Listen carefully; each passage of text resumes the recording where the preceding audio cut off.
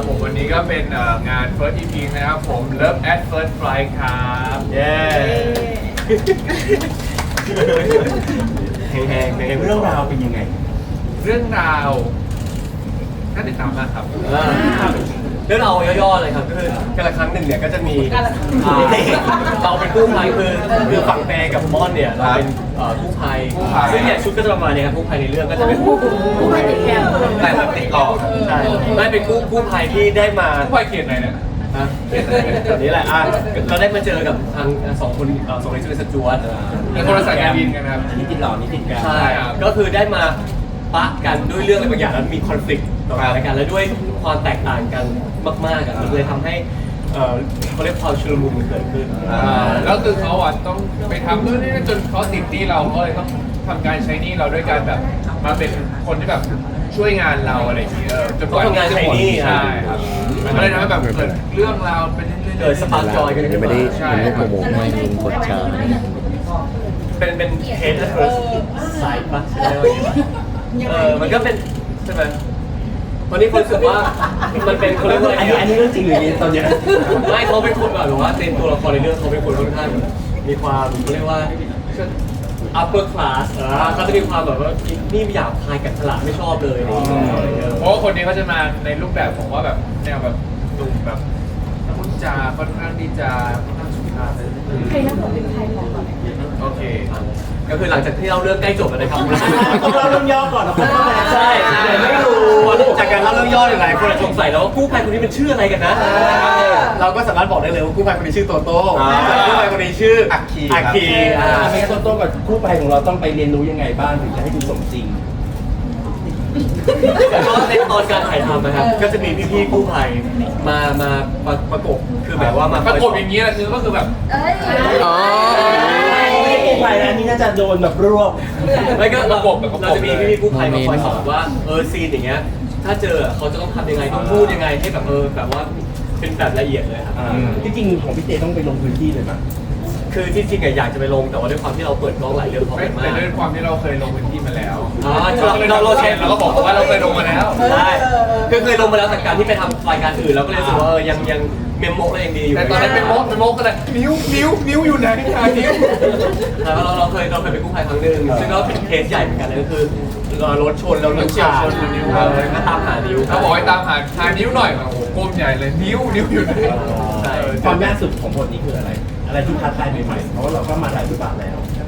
ก็แต่จริงๆยังไม่เคยเล่นที่มันมีความเฮาเลียนขนาดนี้อันนี้คือน่าจะเฮาเลียนถูกเฮาเลียน เราเรียนเป็นภาษาจีนตอนแรกนึกว่าเป็นภาษา ไม่ถูกเฮาเลียนมันคือยังไงดีอ่ะแบบ เหมือนเฮามัดมั้ย ไม่ใช่ เป็นไงครับเล่นยังไง เขาเรียกแบบ สจวตแปลที่สจวตแปล เอาเรียกจะเป็นความรู้สึกเหมือนแบบว่ามั่นใจในตัวเองสูง แล้วก็มีความแบบขิง มั่นใจอย่างเดียวนะไม่ได้มั่นอย่างอื่นนะ มันหน้ามัน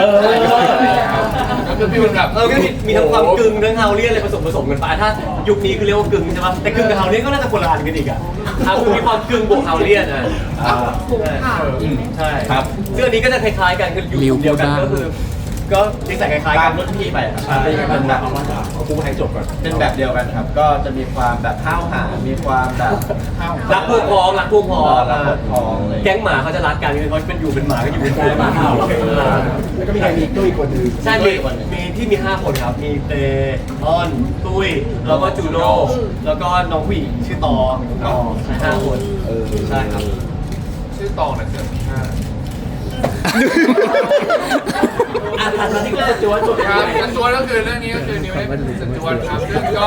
ริวเนี่ยเป็นสจวตคนละสายการบินกันนะครับก็มีแฟนเป็นกัปตันก็คือคุณโอบครับคุณโอบซึ่งวันนี้คุณโอบก็ได้มาใช่ลืมกันไปแล้วเหรอ มันคือนั่นแหละอัน โอ นี้ เค ก็ได้เขาก็มีพี่โอบครับพี่โอบก็เป็นกัปตันแล้วก็เราก็พบกับกัปตันมาแต่แรกแล้วก็วันหนึงเนี่ยกัปตันของเราเนี่ยก็แอบ แซ่บ ไปแซบกับ แซ่บ แซบกับริว เหมือนกันครับก็คือพูดตามพี่นิวเลยคือ เราเป็นตัวมีแฟนกับ นิวได้ไปไหนเรื่องชื่อบทว่าอะไร เล่นเป็นเวหาครับผมมีแฟนเป็นกัปตันเหมือน เอ กัน อผมเล่นเป็นใคร เขาแฟน ผ คน ม เดี เล่ ย น ว เป็น กัน คณิตครับ เวหาแล้วคุณเลยนะครับเวหาวงกันเลย เวหาวงสวัสดิ์ครับผม วัดอะไรเนี่ยแหละ วงสวัสดิ์หรือวงสวัสดิ์อะไรเนี่ย ใช่วงสวัสดิ์วงสวัสดิ์เลย วงอะไรสักอย่างเนี่ยใช่ วงสวิต วงกระแมว ซึ่งเราจำเขาได้นะเขาจะจำ ได้เราแต่วันหน้าเพราะเราต้องพูด ใช่ก็นั่นแหละครับก็คือพอก็ได้มีปัญหากันฝั่งของจวนก็คือมีปัญหาว่าเอ้ยมีแฟนเป็นกัปตันเหมือนกันใช่ครับ ซึ่งแสดงว่านิวกับริวก็ต้องปะทะฝีปากกัน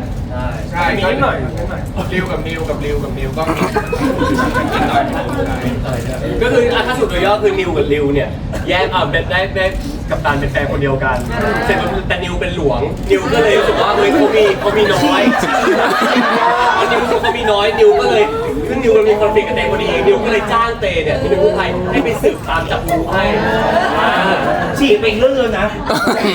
จริงหรือเปล่าเนี่ย จริงแล้วคุณไม่มาดูยิงกระโดดเรื่องจริงเหรอ ตกบันไดเลยอ่ะ เป็นแนวตั้งขึ้นมาทันทีก็เรื่องมันจริงเหรอ ตกบันไดเลยกิ้งตกบันไดเลย ขึ้นเหรอ จริงๆว่าชื่อโตโต้เรื่องปลอมด้วยปะเนี่ยทำจริงๆโตโต้ก็เรื่องจริงทุกอย่างที่พูดเมื่อกี้จริงหมดจะไม่มีอะไรปลอมเลย โตไม่ได้ทำผู้ภัยแต่ทำสักรีด จะให้ไปตาม สักรีด พูดตั้งนานเผาเป็นเรื่องโกหก เราดูเล่นใหญ่เนี่ยก็รู้สึกว่ามันต้องเป็นฉีกบอกได้ ใช่ โอเคครับ แสดงว่านิวกับริวก็ไม่ได้ยากเรื่องการเป็นสจวตหล่อๆเรื่องจริง ไม่แต่สจวตก็ต้องมีแบบความเป็นแบบความคาแรคเตอร์ของสจวตเขาจะมีความแบบกึ่งเหมือนกันหมายถึงว่าแบบมีความเช่นมีความอะไรของเขาก็แต่ว่าก็ไม่ได้ยากเราเป็นคนแบบ อย่างนั้น เพราะอาลีเป็นคนเลิศเป็นคนเลิศอยู่ในสังคมเลิศอะไรอย่างเงี้ยสังคมแบบที่แบบว่าต้องไฮโซหน่อยเพื่อนไฮโซเป็นแพง อยู่คอมพิวเตอร์อยู่ทุกคนนี่แหละ ดินไหนเอ็มบาซีไอ้อย่างพี่เต้ดูดิว่าระหว่างนิวกับริวใครดูแบบว่าแพงๆดูแบบว่ารักชู ไม่เขาเป็นแพงรุ่นพี่แพงรุ่นน้องอันนี้เป็นแพงขึ้นลูกใหม่ที่แบบมีความฝีปากกล้าในเรื่องเขาต้องเชื่อเฉือนกันบ่อยแล้วเราเคยอยู่ในซีนที่เขาต้องเชื่อเฉือนกันด้วยซึ่งซีนเชื่อเฉือนก็เป็นซีนที่มีอินสปิเรชันมาจากละครหลังข่าว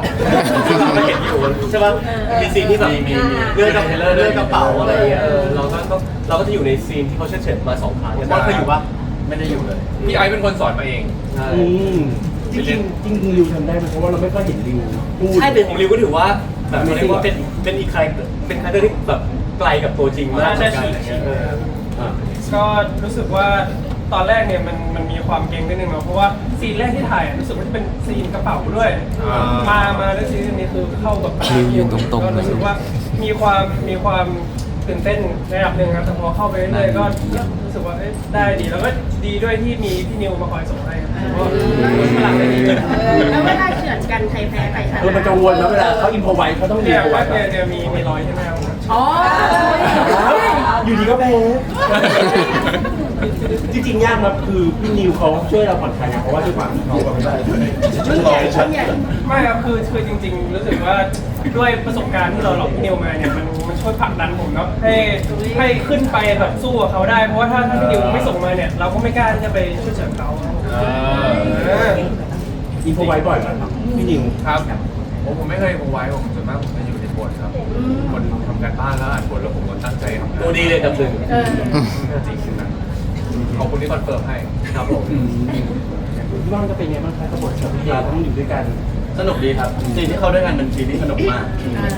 ซีนที่อยู่กับพวกกู้ภัยเนี่ยจะเป็นซีนที่แบบ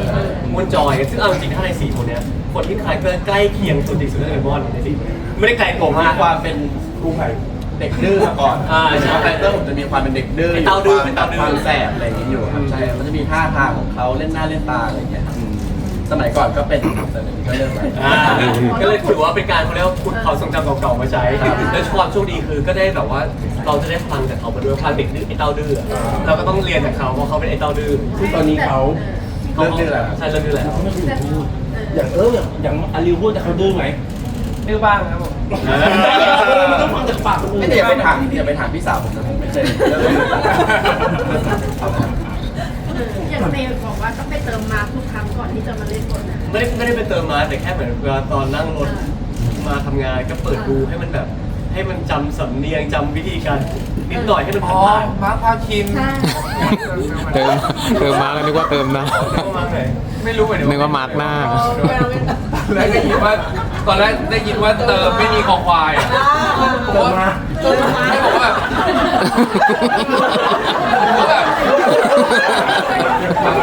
ไม่เขาหมายถึงว่านึกว่าตัวนี้กับ พี่กำกับ ไม่แบบเต้ต้องเติมมาก่อนคือจะได้จีบผู้ภัยได้อะ พี่เต้เวลาเขาซีนคือตัวจริงเขาจะเป็นคนเรียบร้อยพอเขาซีนเขาจะมีความแบบต้องคือเหรอ ใช่มันต้องมีความแบบว่า พอเราจะทำตัวเลขตัวเท่พูดตัวเลขตัวเท่มันจะแบบว่ามีความแบบเอียงไหล่แล้วก็เตะขา ใช่ เราไม่ค่อยคิดอยู่เลยเวลาเขาเตะขา เราไม่ก็ถนัดเป็นแอคหรอเหมือนแอค เหมือนแบบมันต้องแบบแอคเฮ้ยอย่างเงี้ยเฮ้ยเราเลย ให้เราที่ไหนดีแอปนี้ทำนี้ เฮ้ยไม่แล้วมันเป็นฟิสิกอลที่เราไม่ค่อยถนัดไงแต่ว่าเราก็จะอาศัยสังเกตเอา แต่พอทำแล้วมันสบายใจใช่ไหมล่ะ ไม่สบายใจหรอกเป็นเหี้ยแล้วไม่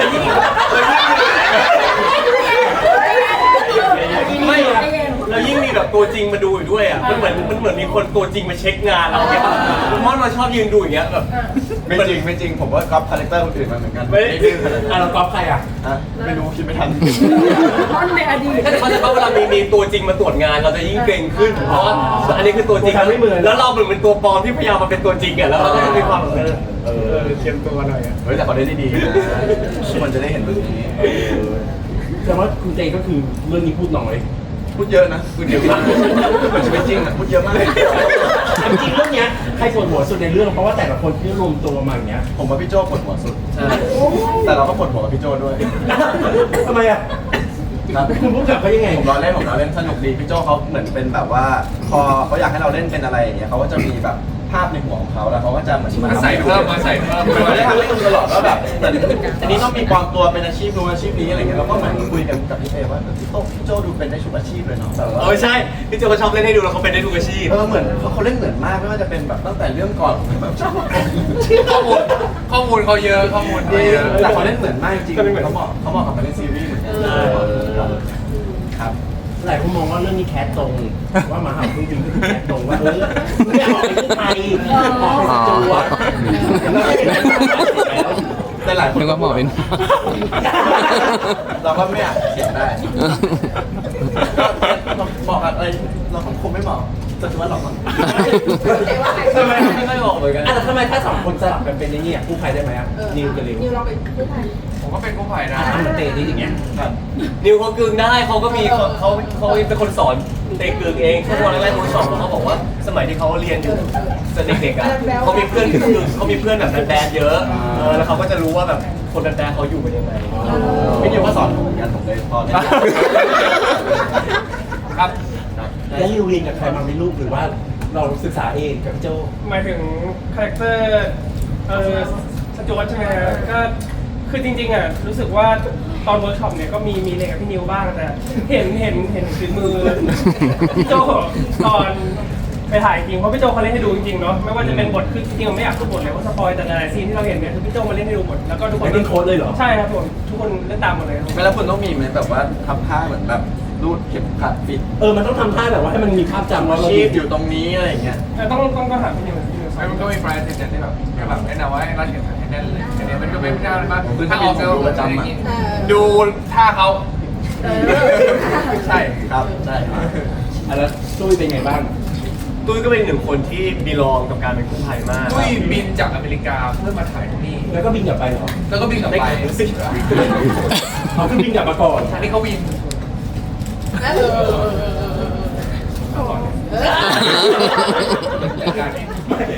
งงอยู่ก